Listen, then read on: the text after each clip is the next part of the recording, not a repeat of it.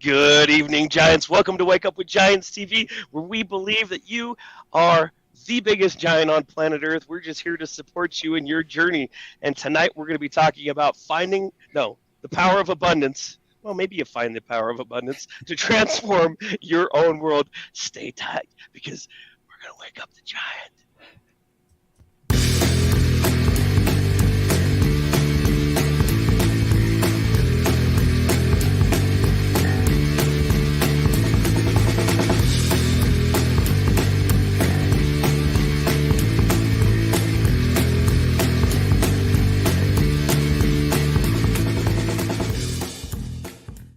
Good evening, Giants. Welcome to a special edition of Wake Up with Giants TV.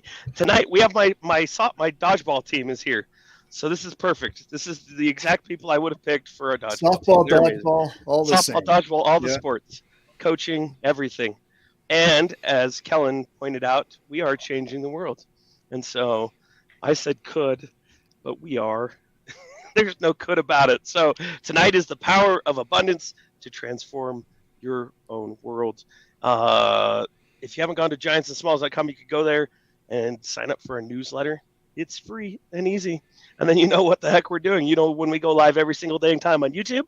You know what we're doing on Facebook, A Tribe of Giants. And we are launching, we launched Nick's book, the Kickstarter, Indiegogo crowdfunding of the Tortoise's hair, which is bound to change the world. So coming up quick. What else we got, Nick?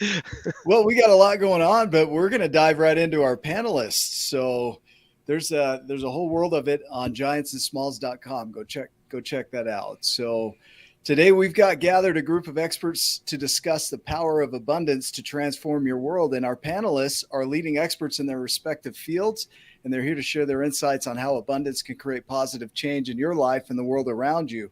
So they'll be discussing practical strategies to cultivate abundance and the impact it can have on your relationships, career, and personal growth. So whether you're looking to improve your finances, build stronger connections, or unlock your full potential, this is the conversation for you.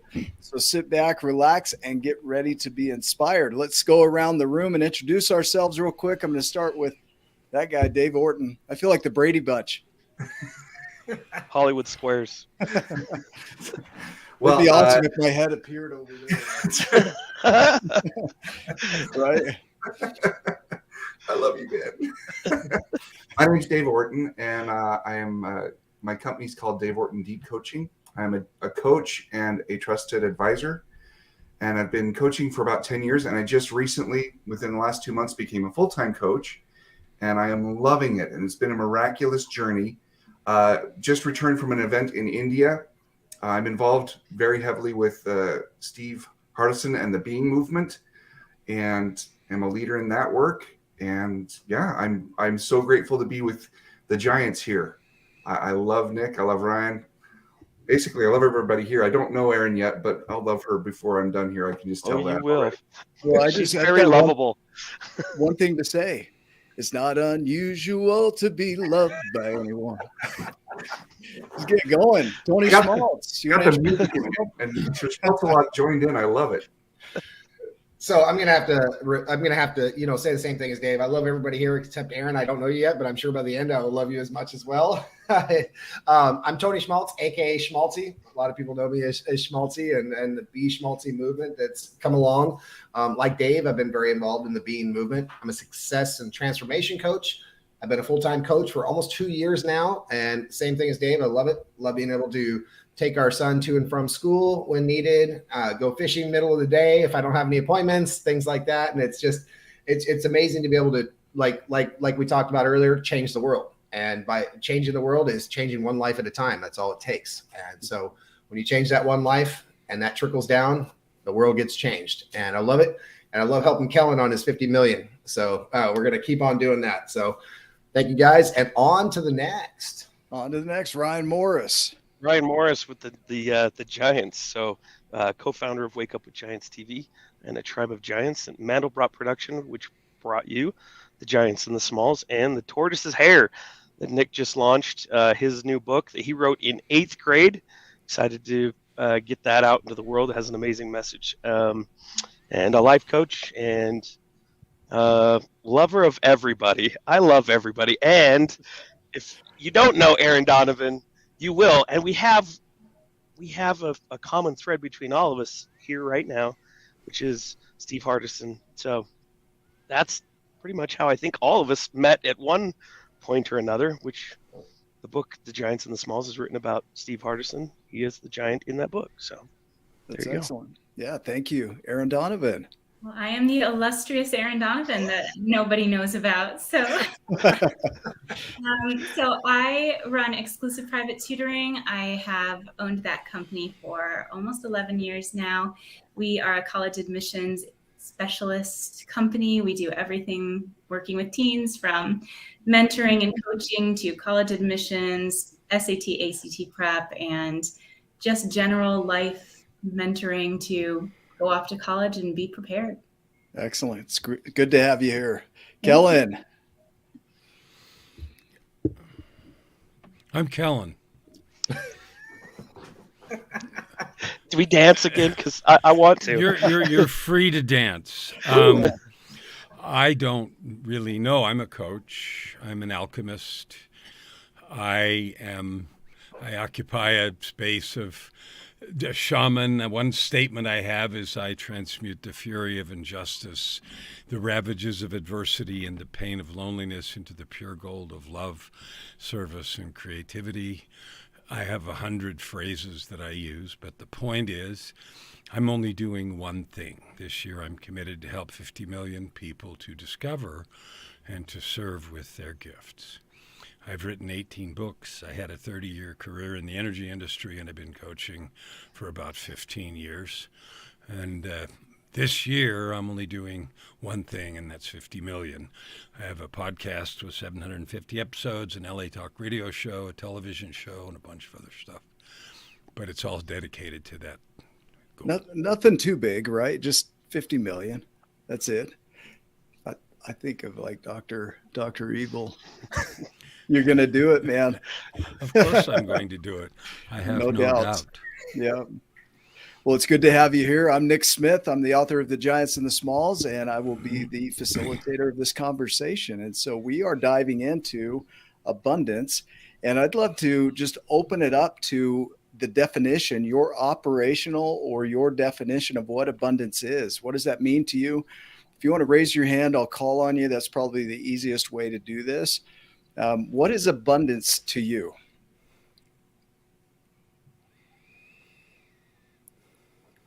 Yeah, Dave. and please raise your hand like that. Like, back away from the conversation. Back away. So abundance to me is an abundant life.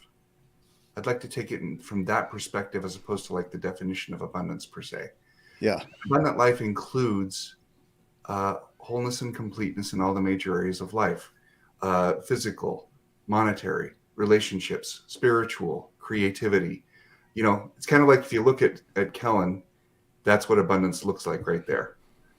You know, and there's something regarding money is generally where we think a lot of abundance. At least that's where I go.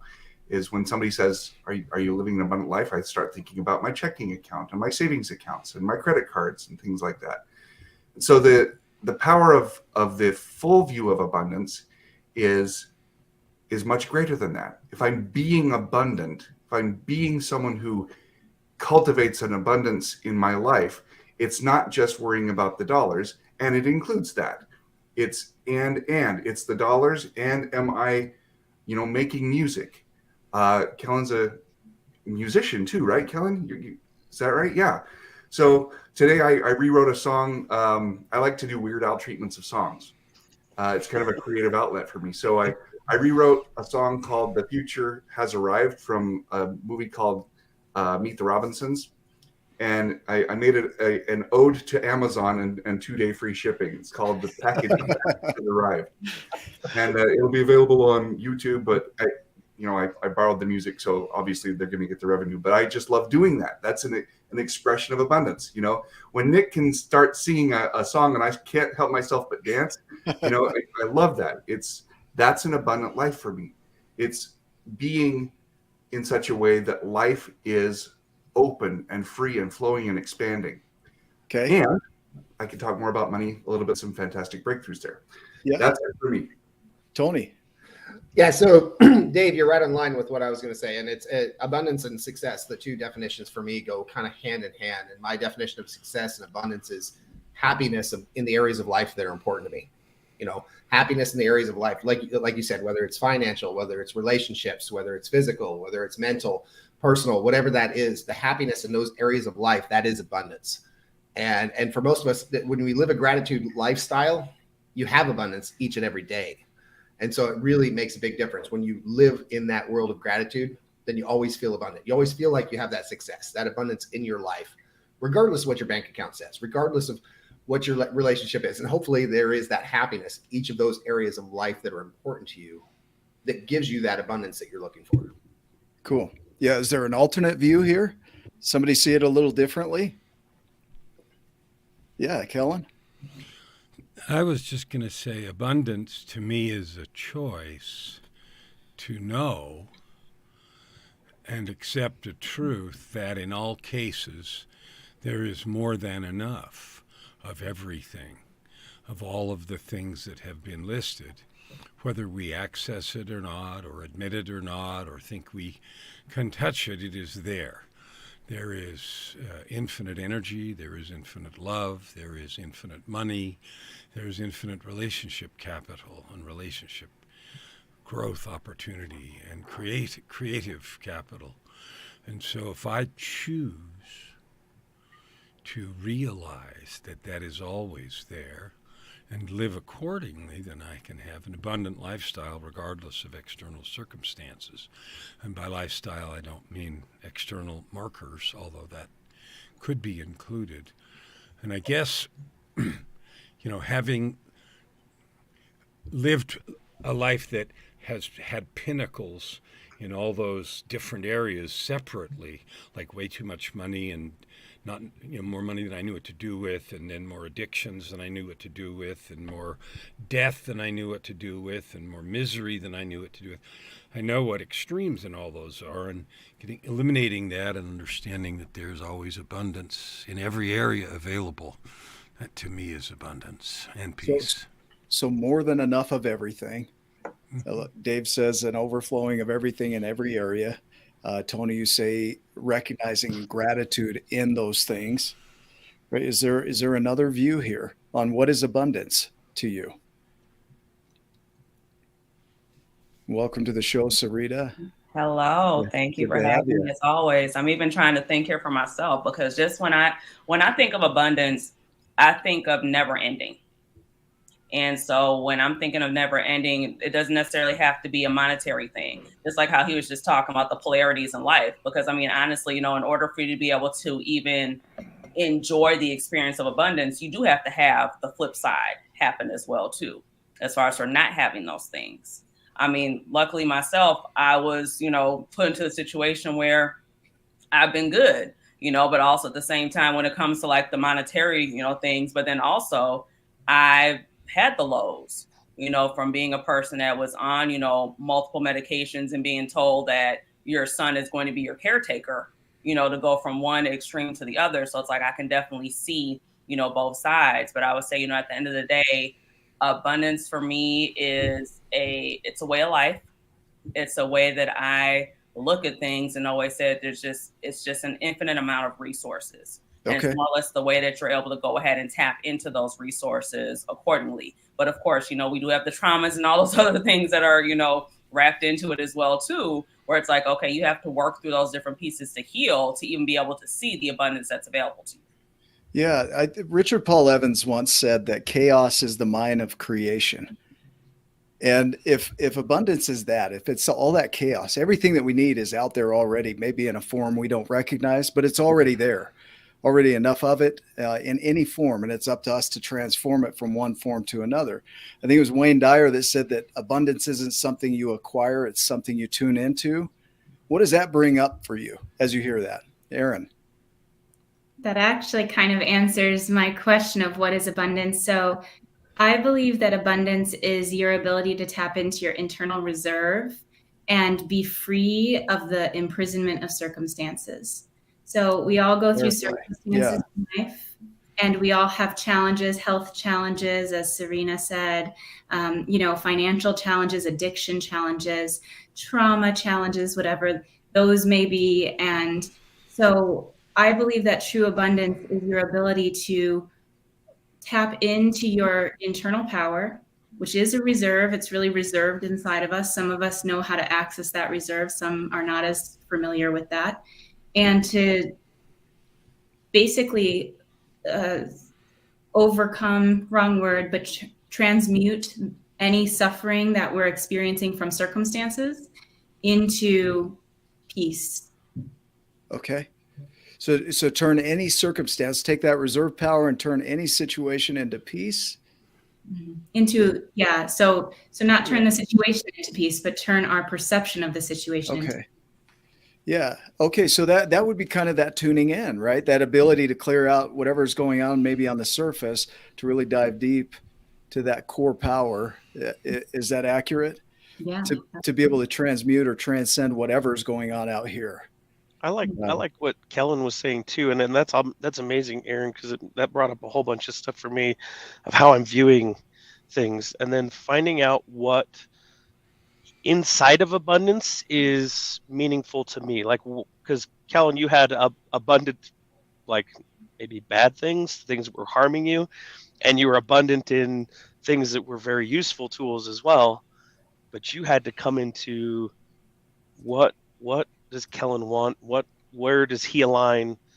And I'm sure there's a whole journey in there, and we've heard some of your journey on one of our Wake Up with Giants TV shows. But for me, I think there's a line in there, and it's probably very personal for everybody of how you view abundance, then what aligns for you, and then building from that alignment.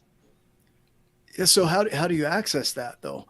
So if somebody is looking at the world and they see scarcity or they see lack or they see these things, and it's not like abundance just went away, but their ability to see it may be shifted. So how does a person shift back into the ability to see what you're talking about there? Are you asking me specifically? Yeah, I mean, it can be open to anybody. This is a practice. I feel like it's a practice for me because I'm still learning some of that. There's 7 very powerful individuals sitting right here that have gone through their ups, their downs, their challenges. Again, it was finding, for me anyway, this is speaking for my journey, finding what aligns, what feels right to me, and then working on my mindset a lot, because it's easier to be negative than positive. That's why most people don't do it. It's something you need to train yourself to think positively, because it is so easy to be negative. There's news media and social media and family and friends that, even though they think they're doing you an amazing favor, they poo-poo on your dreams and your goals and your visions and trying to protect you. Your mind is trying to keep you safe.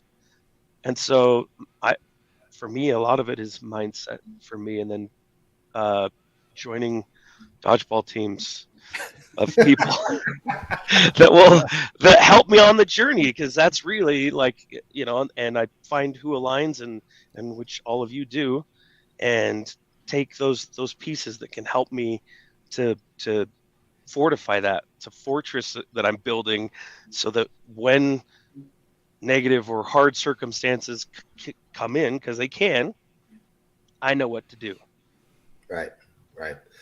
Well, and you talk about tuning in, Nick, and there's our great white buffalo friend here, Hugh. He hopped in and said, enough versus abundance. Enough is not abundance; it's the opposite. And I'm not disagreeing with that per se, but you have to start with yourself, and you have to start with knowing that you're enough in order to find that abundance. When you talk about mindset, Ryan, it starts here. It starts right here, and right here. And, even this, I have it right here sticking on my computer. I am enough. Because if you don't start with yourself and you don't believe that you are enough, then you're not going to find that abundance, regardless of whether that's in your personal, your mental, your financial. You have to start right here and right here. So let's, Erin, I'm going to come to you, but I have a thought first I want to inject here is the idea of abundance being an overflowing, abundare, to overflow, right? And so enough would be kind of at the edge of overflowing. And so to me, I see this distinction there between enough and overflowing. And Erin, I don't know if that ties into what you were going to share here. If you're going a different direction, just go with it. I'm a diligent note taker. I always have a Post-it pad. Good. Yeah. So a couple of things. The overflowing, the question really is an overflowing of what? Okay. Because I think that a lot of us want this concept of abundance, but I think a lot of people who are in the self-help and personal development world want to experience overflow, but I don't think they truly understand what that means or what they are overflowing with. Because a lot of us think, okay, well, I want to feel good. I want to feel like I'm enough. It's like, yes, but why don't you feel like you're enough? And some of us will say, oh, trauma, or we'll blame it on something that's out of our power, which actually takes us out of the realm of experiencing peace.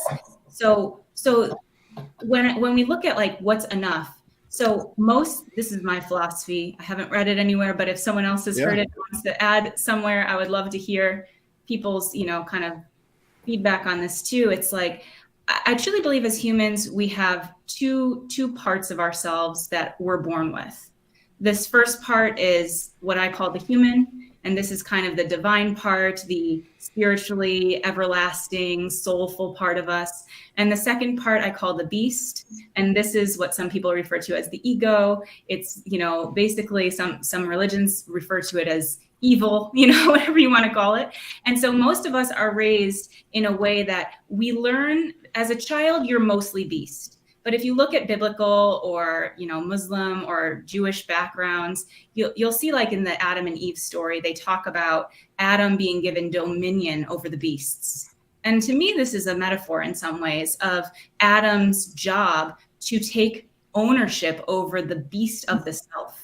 And so we've got this beast, we've got this human, and they're trying to dance in harmony. What most people don't understand is that the beast is the one that wants so much. It's the one that wants all the success, wants all the wealth, wants all the power, wants all the prestige, because it uses force to try to pull in a sense of self.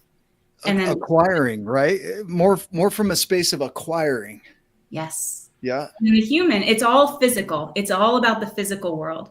The human is often muted in our culture because for various reasons, doesn't matter. But basically, our job is to be overflowing with human. All of us have some degree of both. And so many people, especially in Western cultures, are mostly beast. These are the things that you'll see, the hedonism and people wanting to, do certain things and just accept me for who I am type mentalities. These are all the beast talking. The beast knows that society shames it. Society doesn't like the beast. We don't like people who murder, steal, who do things that hurt others, who are selfish, who are greedy, who cheat, we don't like that as a human race. That's the human side of us, not liking that. That's an untamed beast. So I'll wrap this up. I know it's getting long, but on top of that, a lot of us put a personality. The personality is the mask we use to hide an untamed beast. And so most of us feel deep insecurities inside because we may look good on the outside, but underneath we're a beast. So true abundance, in my opinion, and true overflow is when your human supersedes your beast and suddenly becomes the master. Until then, the beast is leading the show, but nobody likes a beast. So you slap on a mask and that's the personality. And this is what most people are going around the world with, stuck, trying to be someone they're not, trying to live in a world where they're accepted like a human, but where underneath the beast is leading them and dictating their decisions. And that creates a deep sense of incongruency within the self. Okay, so what I hear in that is that abundance is outside of that. If we were talking about abundance as a concept and a construct here, it would be outside of that. But what you just described there would have a version of abundance that would be around acquiring, around identity and pulling things into it. Does that make sense? Or is that in alignment with what you're saying here? Just one small tweak on that. And think it's on. It's not about acquiring anything. It's about allowing the human. It's about taming what's already there. So there's already the two selves are there, but the human's in the back, and it is controlled by the beast, and the beast craves. So when you're dominated by a craving for something sweet, that's the beast, and the human goes, "I'll give it to you," and the beast goes, "Num, num, num," and then it's done, right? And then a few minutes later, the beast wants more. When the human is in front, there's no shift other than a shift of perspective, a shift of consciousness. So you're going to have both. It's just who's in the lead. So there's no acquiring. You don't need to become. Yeah, no. I hear that. Like, I don't mean that that's what abundance is an acquiring, but from that perspective of what you describe as the beast, that would be what it would be after, right? Yeah. Is acquiring. And that's what I mean with that. Who go into the personal development realm, they're actually led by their beasts into that realm because they want to acquire. They want to acquire wealth, prestige, success, whatever it is. Yeah. Is there a different view around that? As you guys hear that, are there different takes that you want to share? Or even an enhancement of what was just shared? Sarita, do you have anything you want to share from that? I'm just looking also on the realm of alchemy as well, too. That's the other part that I was kind of thinking, like, as far as like listening, where it's like, you're taking this information, you're kind of transforming it, as we're saying, and making it into something else. Yeah. And so I'm making it to something better. And I think, oftentimes too, depending upon, like you said, your conditioning, limited beliefs and things, the voice in your head that's not really yours, all those different things really come into play when you're also looking at abundance as well, too, because sometimes, if you haven't been able to experience it, you often don't know which way to go as far for trying to get to it. So being able to go ahead and also look at it on that way as well, too. Yeah, I like the alchemy idea. So the idea of transmuting or transforming something from one form to another, it's the laws of thermodynamics, it's alchemy, it's changing what is. But the transformer, the transcender, comes back to us, right? So our ability to transcend or transform what is depends on who's showing up in our world.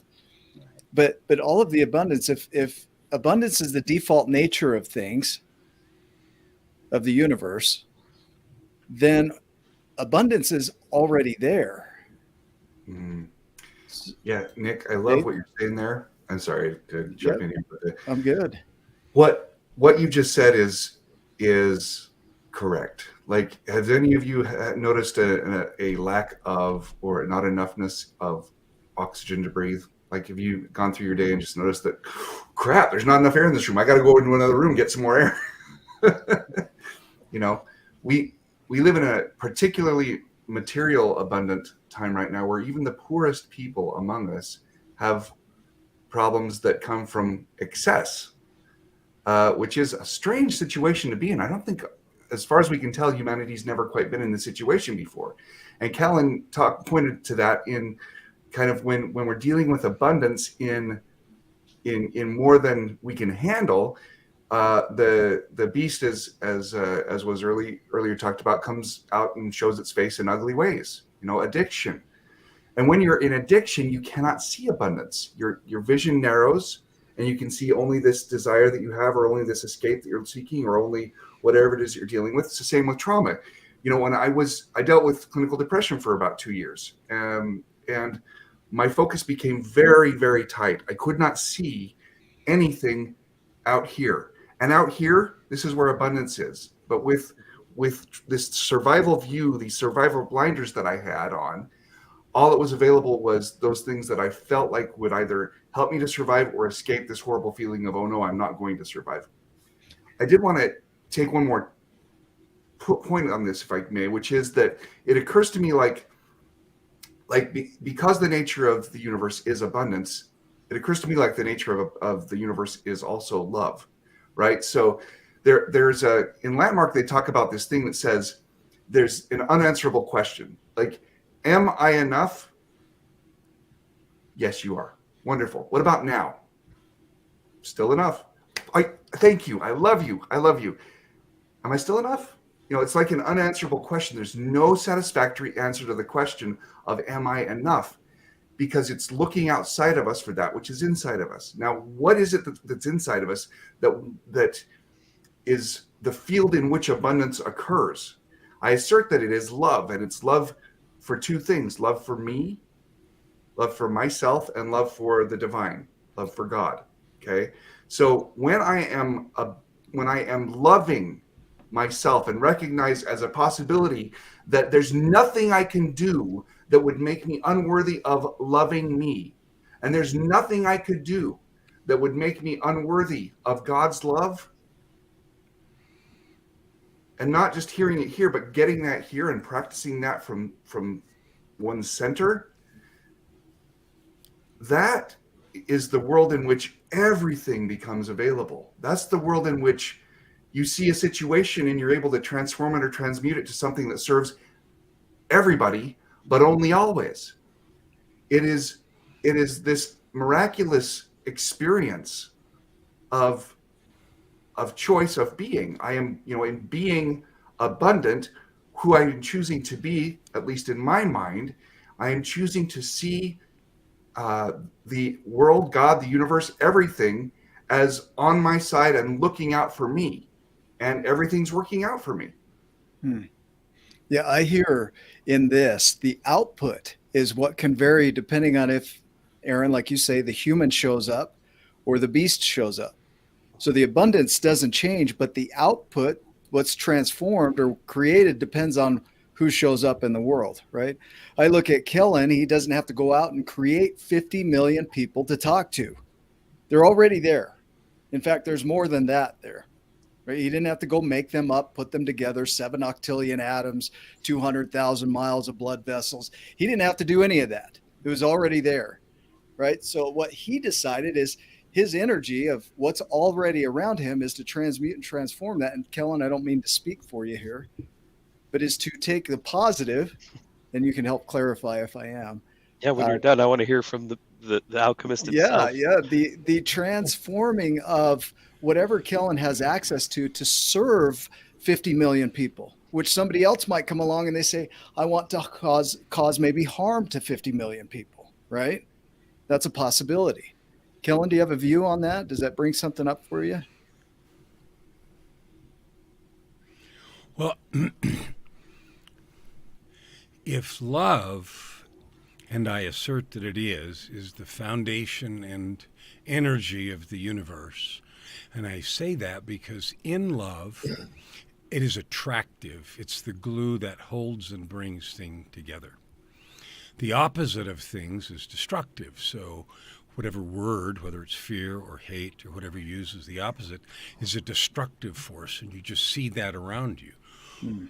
Okay, so that's the foundation. And I use the word alchemy and alchemist all the time, and have for a long time, because of the idea of transmutation. Alchemy in history is part science, part magic.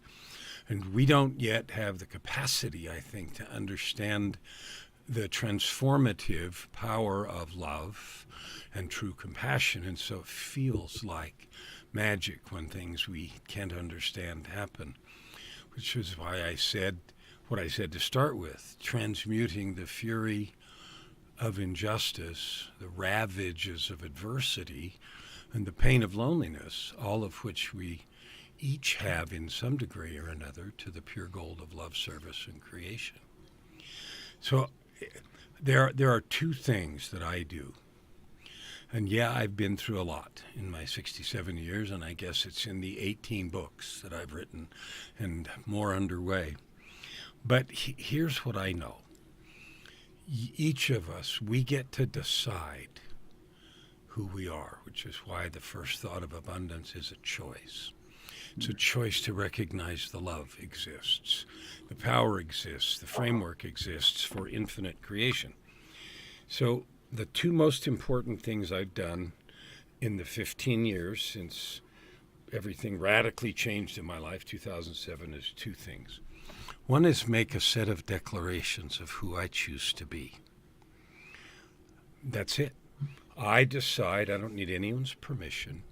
I don't need anyone's agreement. It's a contract between myself and my Creator. I declare a set of things. And that is not, for me, the same as a list of things that I affirm, affirmations where I say things that I don't believe over and over again, furiously hoping that I'll convince myself that they're true. To me, that doesn't work. A set of fundamental declarations, and I refine them all the time, and I have them memorized, and I breathe them and bleed them every morning and every night. And if I realize that they're not powerful enough to make me weep every time I declare them, then I got to fix them. Because that's the level of power that they should access. So creating such a thing is the first thing. And the second thing is a daily ritual. Now, I don't know why God made us that we sleep away a third of our lives, but he did. So that means we die every night and get up and wake up. Not me. I don't sleep very every well. Morning. And mine's about a quarter of the life. Okay, quarter. You can have a quarter. If I get up and I don't take the initiative to recreate myself according to my declarations every day, that's like an athlete who warms up after the game. So, of course, the first thing in the morning is to reconnect with and breathe and touch those things. Not because I have to, but because I choose to make sure that I touch and breathe them viscerally and spiritually in every possible way. And what started as a morning ritual that I hate to do and have to do and sometimes don't have time for and all the rest of the crap is now a 2.5-hour process that I wouldn't skip any sooner than I'd run outside in the winter in the snow in Edmonton, Alberta, minus 40, naked in the winter. You just don't do it. Right? Why? Because I hate it. I don't like my day if I skip that. I don't even know who I am. And so if you want abundance, then decide that's who you are, because it comes from love and it's right there at your fingertips. So those two things, creating those declarations and a process every day to remind me who I said I am in every circumstance. And when every action and word and thought goes through that filter, and I don't have any questions what I should say or what I should do in any circumstance all day long, every day. Amen. Hallelujah. Perfect. Praise all that jazz. Amen. Yeah, all that jazz. The idea of declaring yourself, every great explorer creates themselves before they create their world, before they go out into it. So when they go into the unknown, but you're creating a declaration of who you are. And I see a lot of people that, like you say, they do the affirmations of, I would like to be that. I'll say it as many times as I can, thinking that might shift who I am at my core. And then perhaps that will get me to where I want to go. But Erin, it's kind of along the lines of what you're sharing here, is it's not that human, that really soul part of them. It's something else that's showing up and doing that, looking for something to fulfill them so that they can feel abundant. And Kellen, what I hear in what you're sharing here is that there's a declaration from that core of you of, this is who I am in this world, and I'm committed to being that. What happens when you're not? One of my declarations is, I am that when I fall or fail in any of my declarations, I get up, fess up, clean it up, and recommit. Awesome. Yeah, I'm sorry. I got to jump in on this because go ahead, Dave. Stuff that's coming out of Kellen right there. The power of, and this dovetails nicely in with abundance and love, right? Which is, and the declaration. For me, I have my own set of 23 declarations that are my constitution, that from which I make myself up. They are declarative, and they are also at the same time, they are fulfilled and aspirational in the same moment, which is really not easy for mortals to consider. I've used a lot of times the acorn and the oak tree. It is both the acorn, that which I am choosing to cultivate, that which I am choosing to create, and the oak tree, which is the possibility of the fulfillment of that. So when I'm an acorn and fail to be an oak tree, when I was at an massive event in London last year, and 2 days after the event, I was yelling, swearing, the loud, big, huge American guy in downtown London because some guy stole our taxi. And my wife was with me. She's like, Dave, who are you being? I'm like, that's right. Who am I being? and I created it. And in 30 minutes, I was back to making a difference in the world. Now, I assert that Kellen doesn't wait 30 minutes. It doesn't take him 30 minutes because man's a master. Okay. And what is he a master of? He's a master of forgiving himself for falling short of that which was and creating it newly for him again.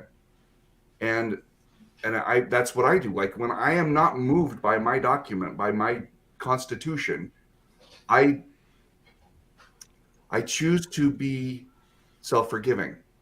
I forgive myself for judging myself that this, that, or whatever's in my mind that's keeping me disconnected from that happened. And the new truth is, and then I state my declaration. And if it clears up and I'm like, have this experience of the human taking charge moving forward, then we're good. And if not, then there's something else to forgive myself for. Yeah. So getting back to that word forgiveness, my favorite definition of that is to not cause additional harm, right? So you're not going to drag it out, basically. Okay, I did this thing. I'm not going to drag it out. I'm going to re-engage with what I'm committed to be, and I'm going to be that right now in this moment. So it's just putting an end to or a stop to the additional harm that might come from that. Well, that can move you into a space of power, which to me goes back to Wayne Dyer's comment of abundance is something you tune into. So if you're not that, if you're Dave yelling at the taxi driver, then you're not seeing the abundance. You're like, he took the only taxi there is in London. I'm screwed, right? But when you quickly shift, it turns it around. And I love the ideas here that the idea of the human and the darker side of us, the abundant, the non-abundant viewing side of us. It's a shift in who you are and who you think you are in relation to what's going on in your world around you, right? But Kellen's taking it a step further and saying, it's not who I think I am, it's who I'm declaring myself to be in relation to what's going on around me. And I'd even add into that's accountability as well. Okay. Being able to go ahead and take accountability for your actions and the different things that you're doing as well, too. And then also tying back in, looking at what you're like. For me, I don't have necessarily a declaration. I have non-negotiables. And I have things that I look at for myself. I'm like, okay, these are the things that I have to make sure that I do, before I go out into the world as well. So being able to go ahead and look at it that way, because then I know I'm putting myself already in that higher frame for myself to be like, okay, I'm in that higher mindset now. Now I'm good. Yeah. And of course, people are going to try to knock you off your square, like I always say. But you know what? You have to also be master thyself and be like, okay, you know what? And it's okay to, number one, hold yourself accountable. And you can go ahead and say things to others to try to hold them accountable. But that's a whole nother ball game. But, it's just being able to go ahead and kind of look at both areas of that. Yeah, it's up to each of us to take that ownership, right, of what's going on in here. Erin, you had a comment there? Thank you for that, Sarita. It actually relates directly to what Serena said about accountability because so I've used this analogy because when I coach people who are going through like relationship troubles, I have a lot of women who say they have a fear of abandonment, for example. And I always say to them this analogy, which I think is very helpful and very logical for us to understand, but I think it applies directly to forgiveness and accountability. And I basically say, why are you afraid of being abandoned? Their response will be, well, because it happened before. My mom left me when I was this age. My fiance left me at the altar. Like there's some reason, some justification. And I say to them, have you ever been burned by the stove? And they're like, yeah. I'm like, are you afraid of cooking? And they say, no. And I said, okay, so I'm not afraid to cook, even though I've been burned by the stove. And does it hurt? Yes, it hurts. Why am I not afraid to cook? Because I know it's not likely it will happen again. I used to take the hot things out of the oven with 2 towels. Now I've got massive mitts and I put them on. And so I believe that we cannot truly forgive ourselves. We can say the words, I forgive myself for this and blah, blah, blah, and surrender and blah, but it's not going to actually sink in until we know we won't burn ourselves the same way. And the only way we know that is if we have put on the mitts. And this is not the mitts of self-protection and this and that, which a lot of people want to don to try to protect themselves, but it actually cuts them off from intimacy. It's the true mitts of saying, I will never make that mistake again because I'm no longer that person. There's no need to forgive anything in that moment because there's no chance of a reoccurrence happening. There's no fear left. Yeah, that's powerful right there. like, that you've learned. I burned my hand when I was a kid. I put it right on a wood burning stove, peeled the skin right off the palm of my hand. And I'm not afraid of fire, right? Because I know I won't do that again. But there are things that I carried forward that it wasn't that I carried forward. It was the justification of that I carried forward, the story. And it's those justifications and judgments that keep us stuck in non-learning and growth. And so that's where there's an opportunity to say that, no, I learned from that. I won't ever be that again. I won't be doing that again. But there are some people that don't trust that. They think that could happen. And that's when the insecurities are there, because people will never feel truly free from their errors until they have let go of the personality or the self that actually made those choices in the first place. As long as you're doing that, it's just, as long as you're still living from the same way, you're going to repeat the same cycle, which is why people get in the same problems again and again, and they get a new person and that person leaves, and then they get a new person, and that's just a relationship example. And the truth is, we cannot forgive ourselves until we have, I'll use a biblical term like repented, and true repentance means changed to such a degree that we have nothing to forgive, because there's no possibility of that error ever occurring again. And that's when we experience peace from the past pains. I love that abundance keeps coming back to this. Now, a lot of people look at it as it's out here, but the more we have these conversations, it all comes back to what's going on here that's having you not see it. Because nothing's changed out here. What's changed is in here. So what's going on there? Any other thoughts around what Erin just shared, or views or perspectives that came up as you heard that? I need to hear some more.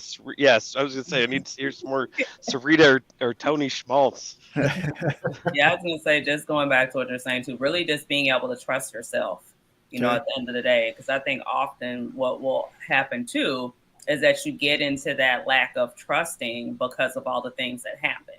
And so I would say, like, trust and forgiveness definitely goes hand in hand, because it's like you have to be able to go ahead and trust yourself. And no, because and the reason why because I'm a person that's open too. The reason why I was late was because I was on a panel that were talking about the perceptions of reality for men versus women. And for me, it was an interesting situation, because I was giving, I was basically talking about trust and forgiveness and different things like that as well too, because just like you said, all these different things go hand in hand, but then also recognizing that a lot of us are operating out of our triggers.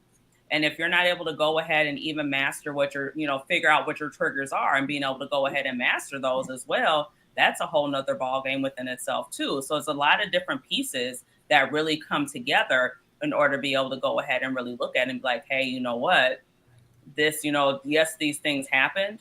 Yes, you were, operating on that level of awareness, but now that you know better, you have to do better.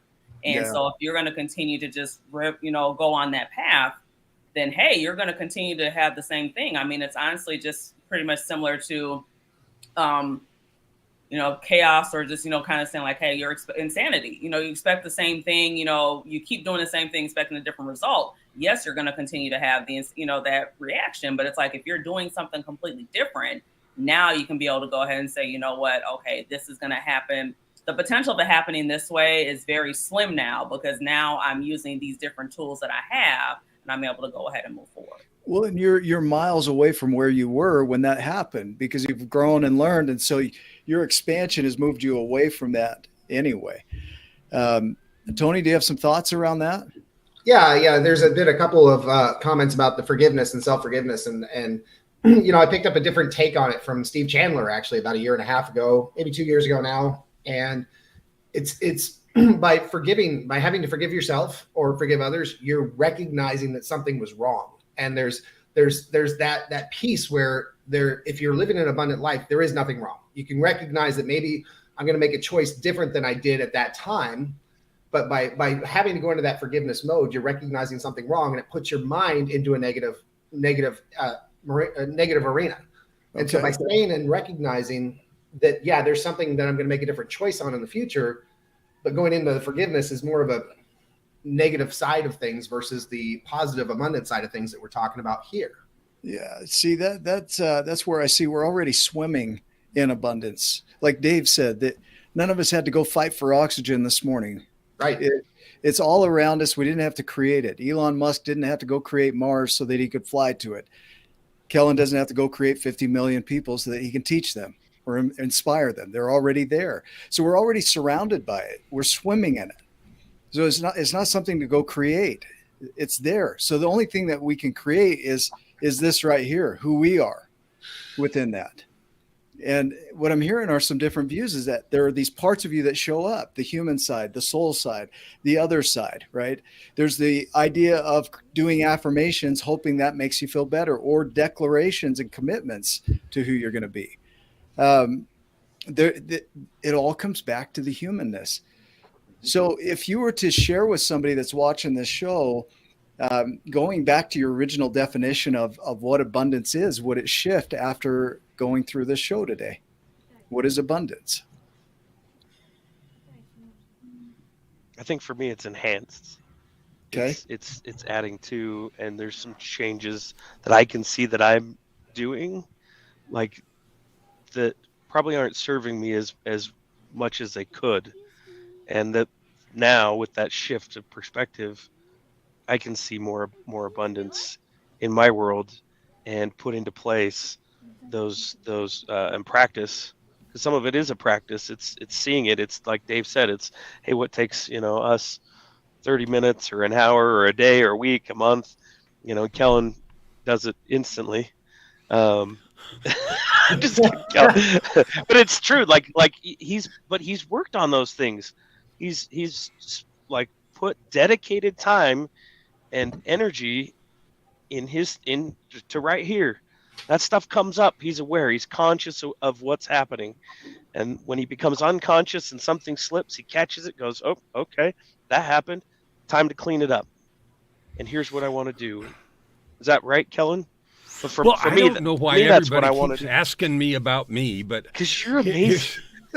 We tell you about you, and then we ask you if we're right. Yeah. So, This is how Kellen sees it, I think. Right, Kellen? For 30 years, 35 years, from the time I was 17 until I was 52, I lived in a roller coaster of depression, fear, self-sabotage, and destructive behavior. I was destroyed over and over again. I created huge success and then failures. I was married and divorced 3 times, in and out of rehab, and attempted suicide a couple times, and the whole everything you ever heard of. Yes. In 2007, everything changed. And so for the last 15 years, I have done nothing except 2 things. One, live and share the certainty that it's never past, it's never too late is one way to say it, but there's never not an opportunity to grow. Like there's no length to which the divine won't go to offer you the invitation. So if all that stuff you're saying about me is even sort of true, it's because I've spent the last 15 years doing absolutely nothing except working on the things that we've talked here. And I would suggest, I wrote this not about abundance, but about the opposite, which is the word need, which to me is a poison word often.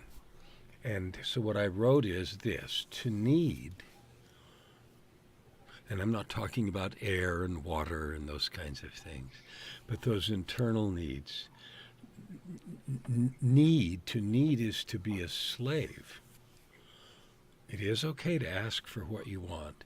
The instant I believe I need something from someone, they have power over me. If I need them to be, do, feel, or say a certain thing, my intention and energy is spent manipulating that outcome. When that outcome doesn't happen, I'm unhappy at best and angry at worst. Either outcome destroys creativity and creates discord. Freedom, and if you want to hear the context of our conversation, abundance comes from not needing, but taking complete responsibility that everything I experience in my life is of my own creation, from the love and abundance which permeates every molecule of the universe. And so if Michael Singer wrote that somewhere, and I don't know if it was in one of his books or a post or something, about not needing. And that's how I feel. And so the conversation of abundance is, that's why I said my first words were, it's simply a choice to acknowledge there is enough and to spare.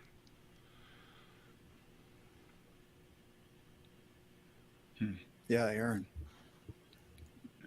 So, I mean, this is just an alternative definition of abundance that came to me. It's like abundance is truly the moment, and it is a moment when you stop seeking healing, when you stop seeking betterment, when you stop seeking an answer to your suffering. Abundance is the moment where you stop seeking and it's there.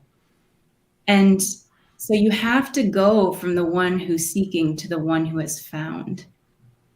And you must release, as we just heard here, need in order to do that. Most of us think we need some more information, some more support, some more coaching, some more ideas. We don't.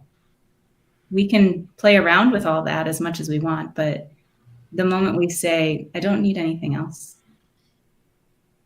that is true abundance. Somebody that needs is going to watch this video and be disappointed.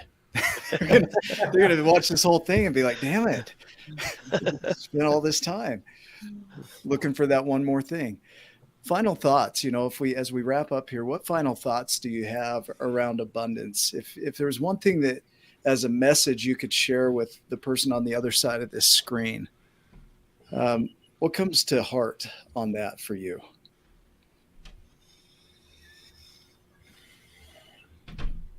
Well, I would have to start with, like we talked about, you've got to be grateful for what you have. If you're going to find that flow, I mean, and like Kellen said, without the need, it's okay to want something more, but you got to be grateful for what you have now. And I think it was Jim Rohn who actually said, he was having a conversation with somebody and they said, oh, if I only had more money, then I'd be happier. And he said, no, that's not true. If you had more money, you're going to be more of what you already are. If you're already a miserable person, you're going to be more miserable by having more money. So you need to be grateful and happy with who you are now, what you have. And it's okay to change that and make that and become more fulfilled. And like we have the document, we have our declarations to really become that person. But if you're not happy with that person today, you're not going to be happy with that person tomorrow. Yeah. Beautiful. Other thoughts? Yeah. I think for me, the power of what has been shared tonight has really been in two things, and they're slightly paradoxical. The first one is that it's a choice, and the second one that is that choice can occur to people as not a choice until it occurs as a choice. And what I've loved about what Erin said and what I heard Sarita say, which was in the realm of taking responsibility or cleaning up and learning from the things that have gone wrong when they've gone wrong. And there's such power and availability in that. The upward spiral of life is through hardships, addictions, difficulties, depression, job loss, failed relationships. That is the path. And when I became grateful for that, when I became grateful for the depth that those experiences, and I haven't had all of them, I'm still married to my wife of 25 years, thank God. But when I became grateful for the depression and the addiction, everything shifted. And that choice was like available and was easy to make at that point. That's what I want to share. Thank you guys so much. Yeah, I had the thought as you're sharing that from what Erin shared, that the beast is always going to somewhere, something, and the human is coming from somewhere, something.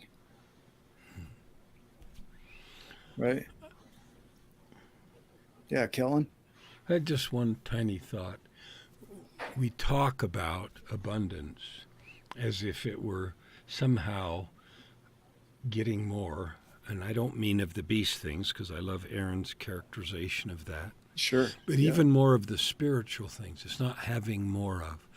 Because what I know is if we even did 1,000th of the creation from everything that we already have, there is no end to what you can be and do from what you have right here, right now, in front of you.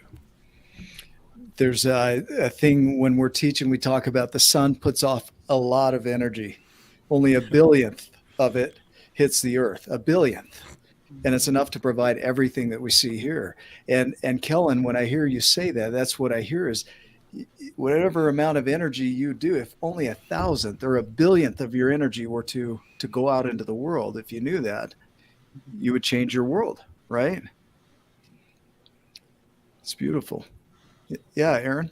I know you asked for like what we would say to those behind the screen, and I wish someone would have said this to me at 28 when I started my spiritual, what I'll call a journey, is that I was at a sort of rock bottom proverbial. And my belief was the next step was to get on a spiritual journey. So I feel like I went from stage 1 to stage 2. I went from inaction to action. And then stage 3 is arriving to the place you've always been. But I wish someone would have told me that stage 2 was unnecessary. It actually is an egoic detour. It's the unworthiness of the self saying, yes, but not yet. Let me have to work for it. You don't. You can go from stage 1 to stage oneness in a moment, and you don't need 5 years of affirmations and 5 yoga certifications and a Reiki training and all sorts of things that have no use to me that I was looking. And I just want to say to those of you who are on this screen right now and as well as listening at home, just skip stage 2. It's unnecessary. Yeah, beautiful. Any other thoughts before we wrap up? My last is just gratitude for everybody's way of being that's on here, because what you're doing is making a difference in the world. It's not it could, it is, right, Kellen?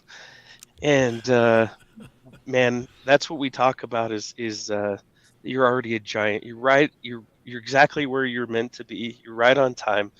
If you could just skip to step 2 and just realize how freaking amazing you are right now, and your universal power, it's amazing. And I'm speaking to myself, telling myself, Ryan, you're amazing.